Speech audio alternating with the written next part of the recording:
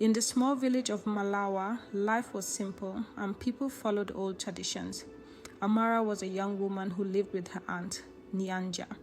She was quiet, hardworking, and liked to keep to herself, but this made people talk about her. One day while Amara was in the market buying food, she suddenly fell to the ground. She held her stomach and cried out in pain. The villagers gathered around her, whispering and pointing. "She's pregnant," a woman shouted. "Pregnant? But she's not married," another said, shaking her head. Amara struggled to sit up. "I'm not pregnant," she said weakly, but no one believed her.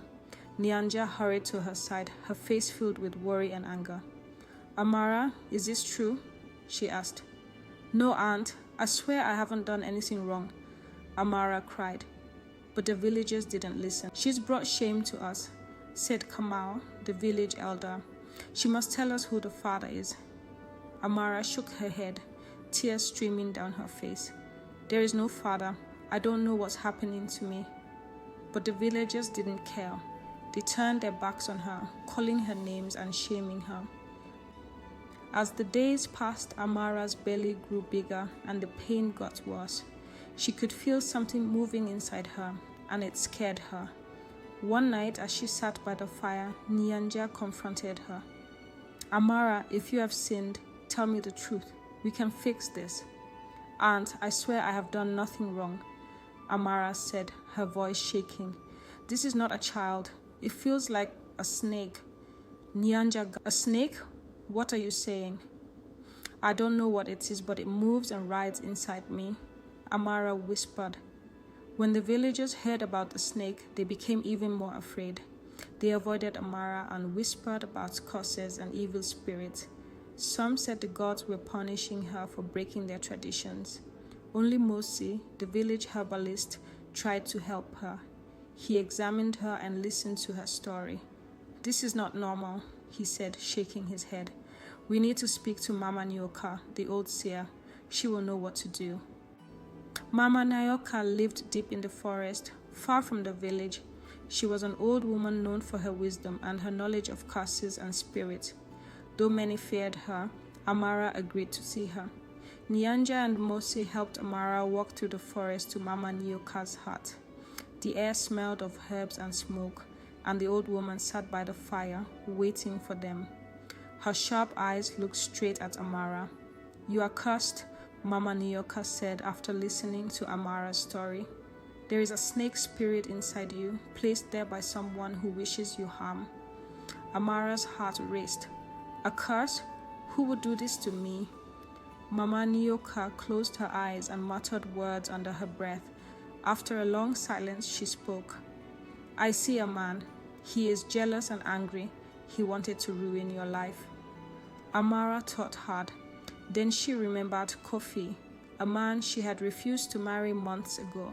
He had been furious when she said no, and he had threatened her. "The snake must be removed," Mama Nyoka said, "but it will be dangerous and painful. Do you have the courage?" Amara nodded, her face pale but determined. "I will do whatever it takes." That night, Mama Nyoka began the ritual. She built a fire and burned special herbs, filling the hut with smoke. She chanted strange words and placed her hands on Amara's swollen belly. The pain was unbearable.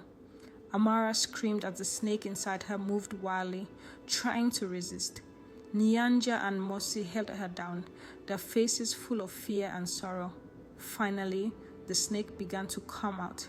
Its long black body slithered from Amara's mouth, hissing and writhing. The snake was huge, its scales shiny and dark like midnight. Its eyes glowed with an unnatural light. Mama Nyoka raised her staff and struck the snake. With a loud hiss, it turned into smoke and disappeared. The room fell silent, except for Amara's heavy breathing. Amara lay on the floor, weak but alive. The swelling in her belly was gone, and the pain had disappeared. Nyanja hugged her tightly, crying tears of relief. "You are free now," Mama Nyoka said, "but the one who cursed you must answer for their crime." When they returned to the village, the story spread quickly. The villagers were shocked to hear what had happened. Kofi was brought before the elders, and under pressure, he confessed. He had gone to a dark sorcerer to place the curse on Amara after she rejected him. The elders were furious. "You have brought evil to our village," Kamal shouted. Kofi was banished, sent away from the village forever. The villagers apologized to Amara for their harsh words and actions. They praised her for her courage and strength. Though she forgave them, Amara knew she would never forget their cruelty. As time passed, Amara healed, both in body and in spirit. She became a symbol of resilience in the village, and her story was told for generations. She had faced the darkness and won, proving that no curse could break her. And though the scars of her ordeal remained, they reminded her of her strength and the power of truth.